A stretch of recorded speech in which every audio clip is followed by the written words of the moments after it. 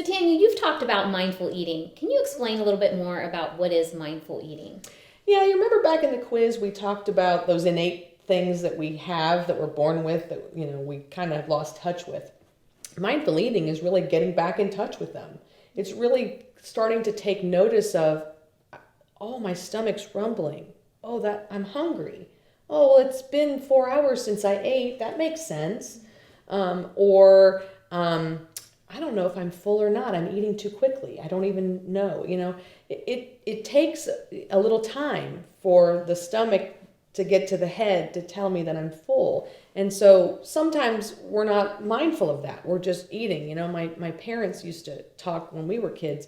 We ate fast. I mean, my mom would take, an hour to make dinner and we would be done in 15 minutes. And I'm not lying. I mean, 6 people, and we would just scarf it down because we were always running out the door to the next thing.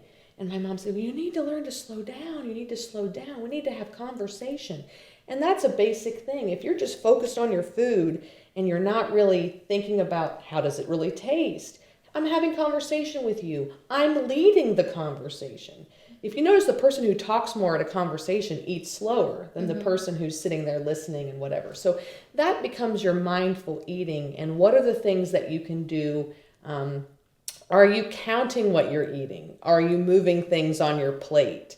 All those little habits and tricks and tips that you have used, are you still in those?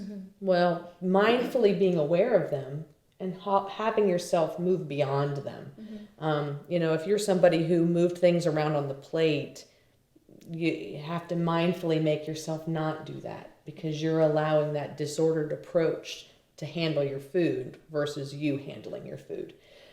If you're somebody who's an overeater and who eats really, really fast and doesn't really think about am I full or am I not, maybe you need to eat with your non-dominant hand and you need to put your fork down in between and you need to have conversation and make contact or drink some water and be more mindful about the process of eating. And again, we're all different. So the tips or the tricks that we need are different for everybody. Right. But mindful eating is really thinking about what am I eating? Why am I eating it? How am I eating it? And could I make a change that steps into owning it versus having disordered approaches own me? Right.